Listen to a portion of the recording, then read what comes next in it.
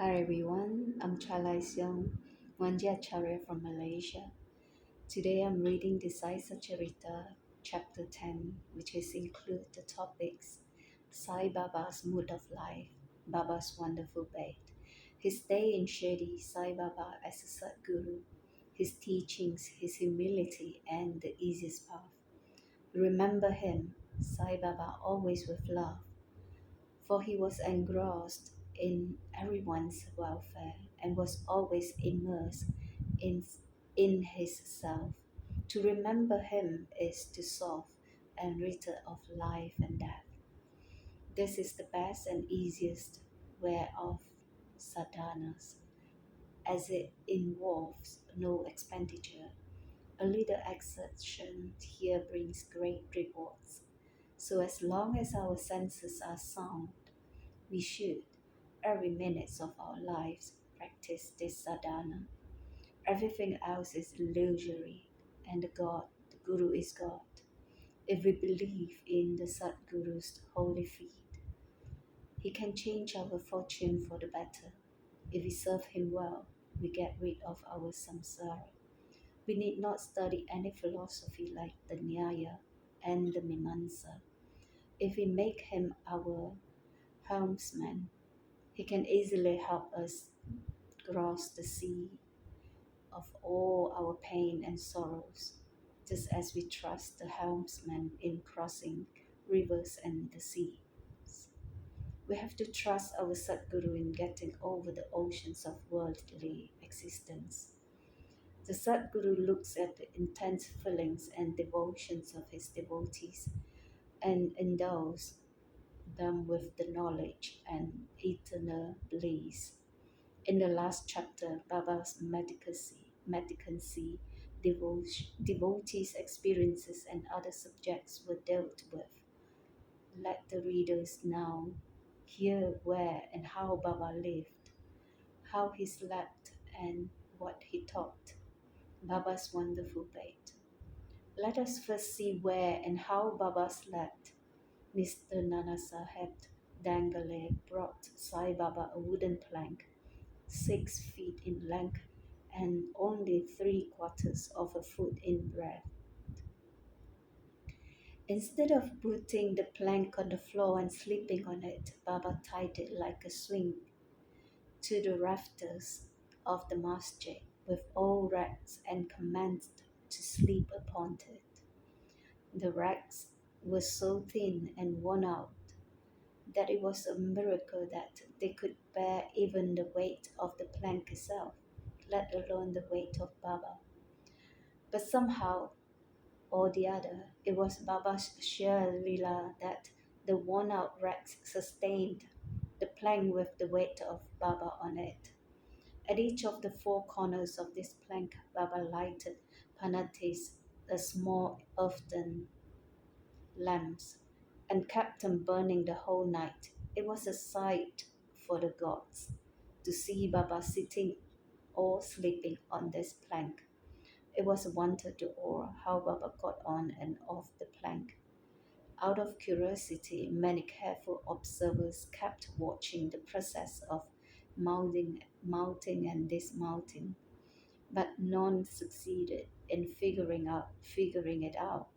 As crowds began to gather to watch this wonderful feat, Baba one day broke the plank into pieces and drew it away. Baba had all the 8 cities, which is the powers, at his command. He never practiced and craved for them.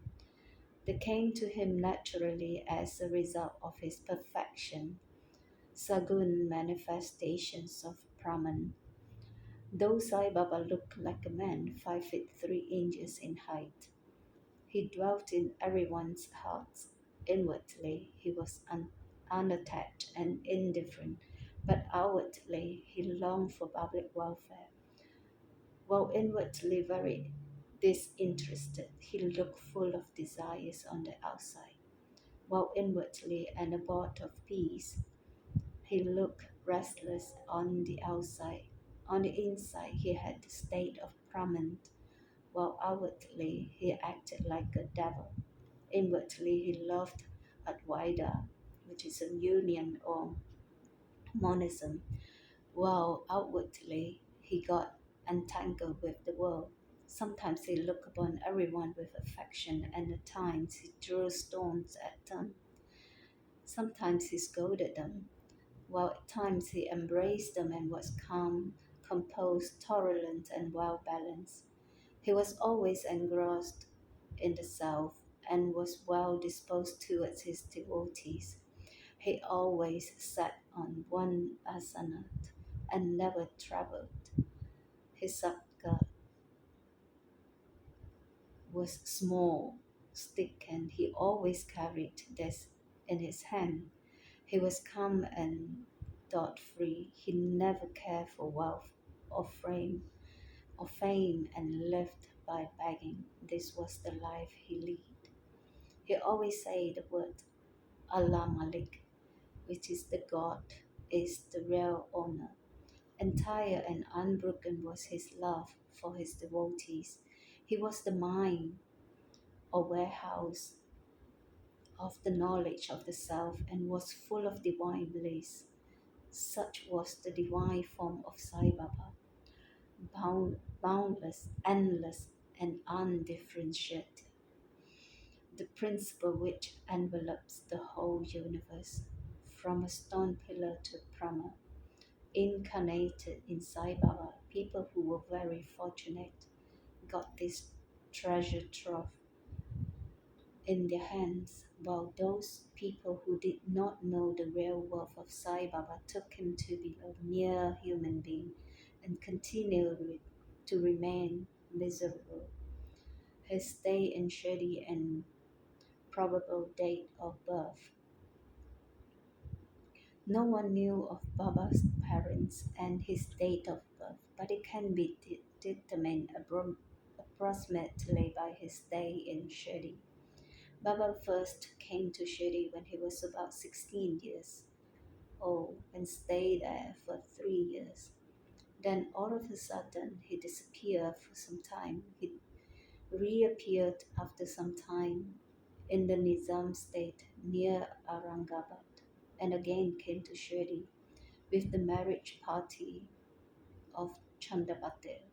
When he was about 20 years old, since then he lived in Shirdi for a period of 60 years, after which Baba took his Mahasamadhi in year 1918. From this, we can say that the year of Baba's birth is approximately 1838 AD.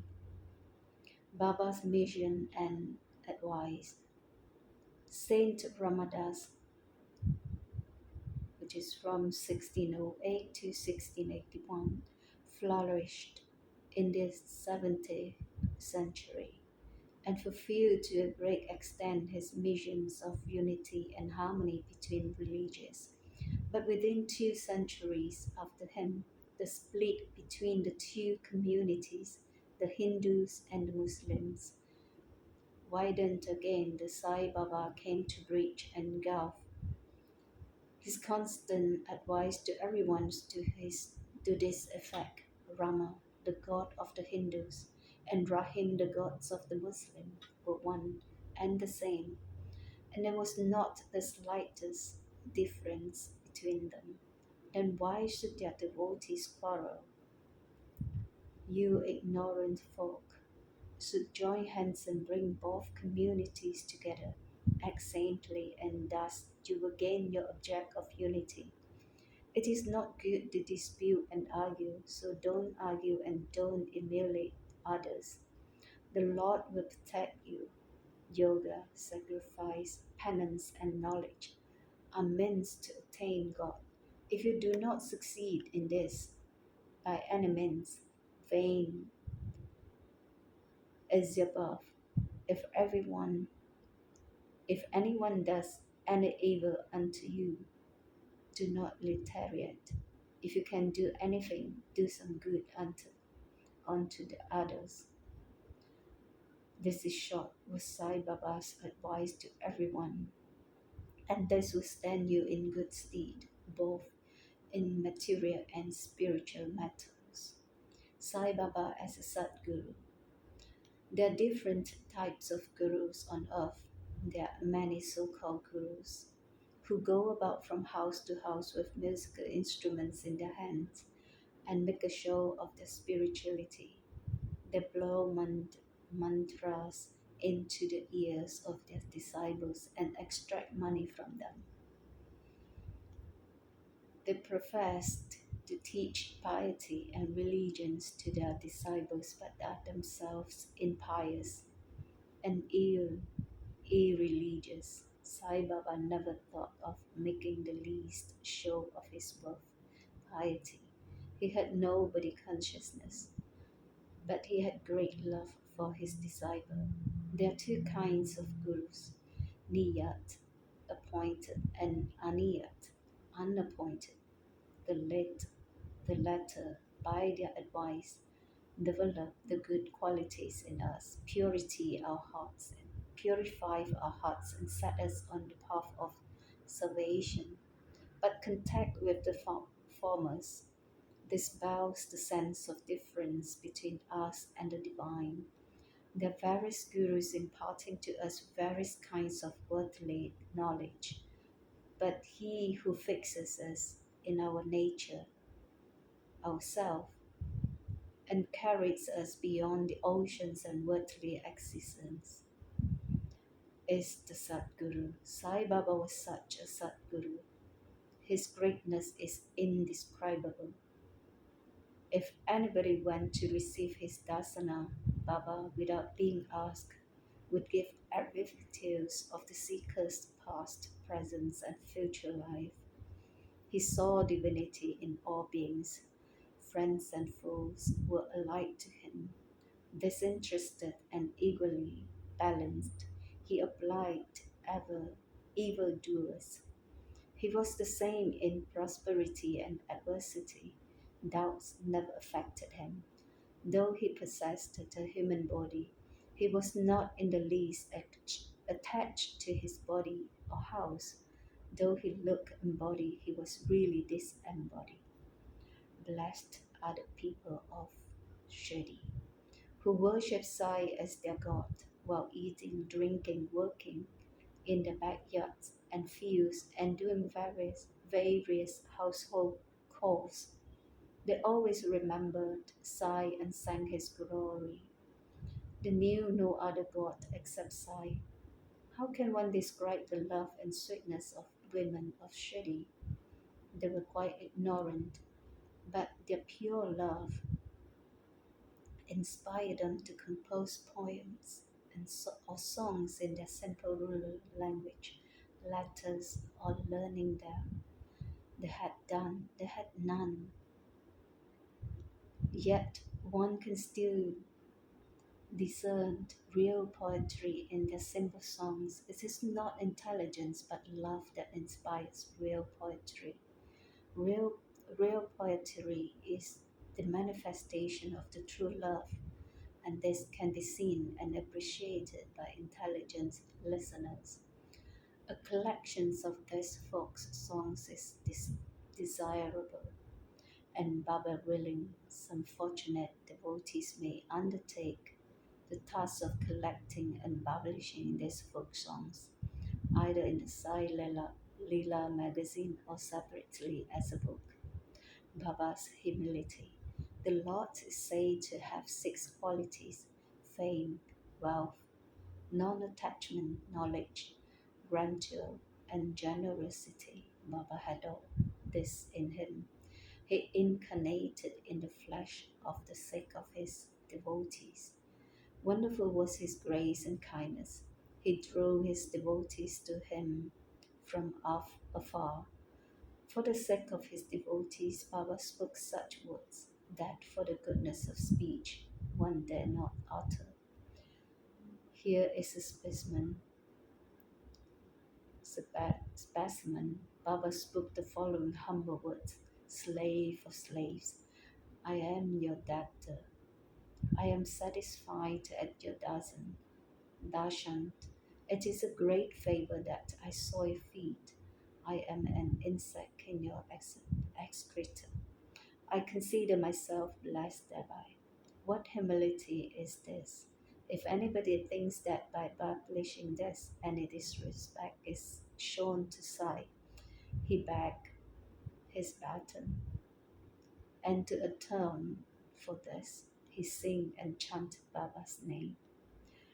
Though Baba seemed outwardly to enjoy sense objects, he had no taste for them and even the consciousness of enjoying them.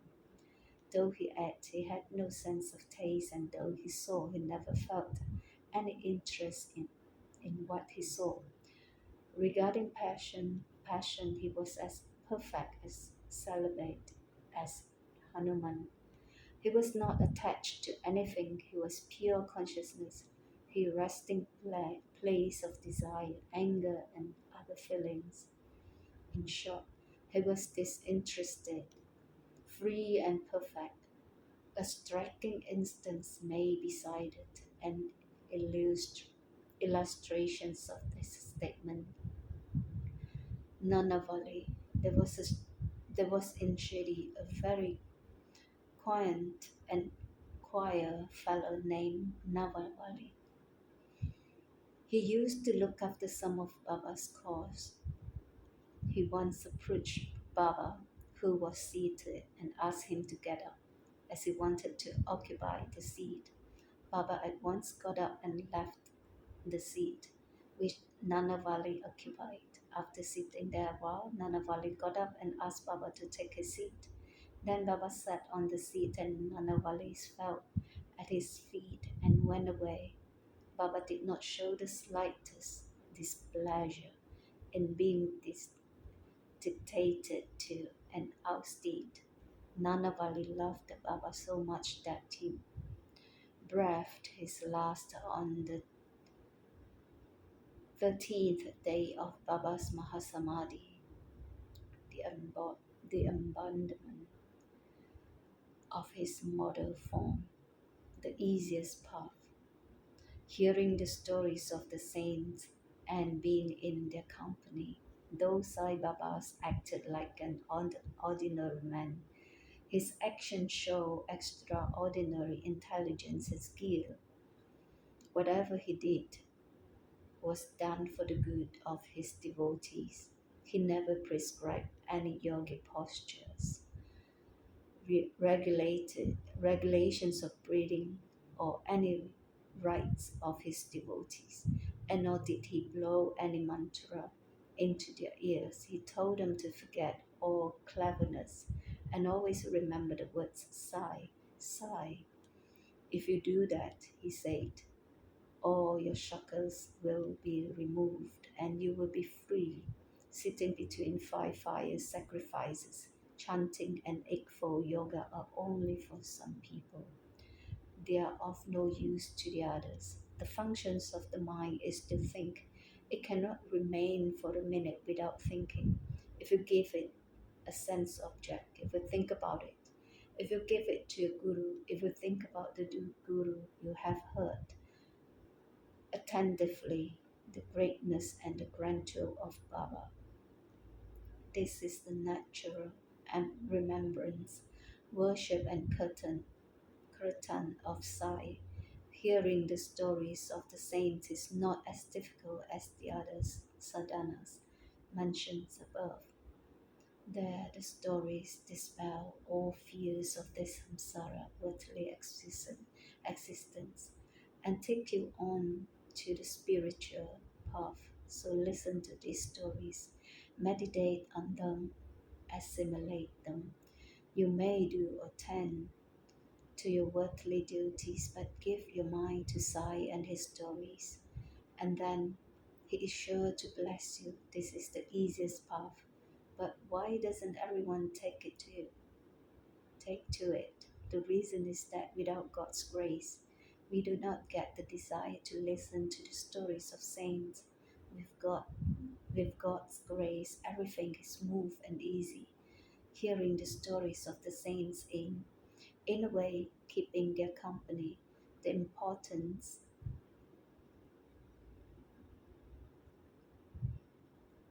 of the companies of saints is great.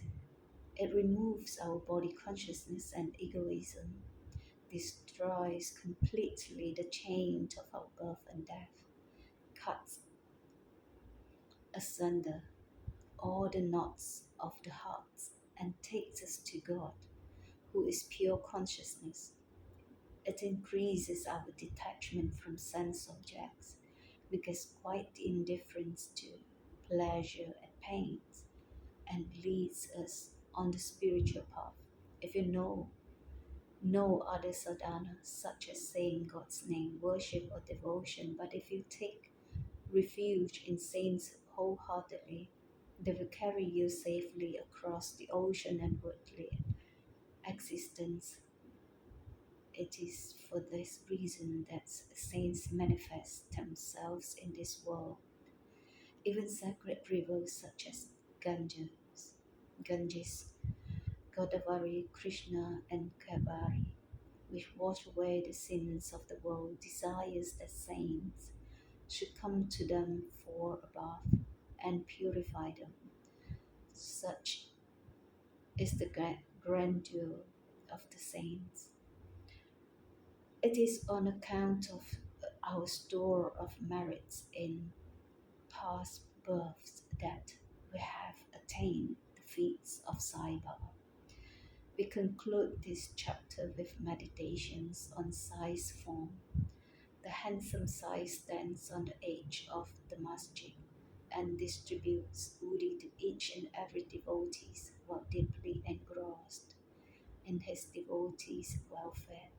Baba knew the world was an illusion and was always engrossed in supreme bliss.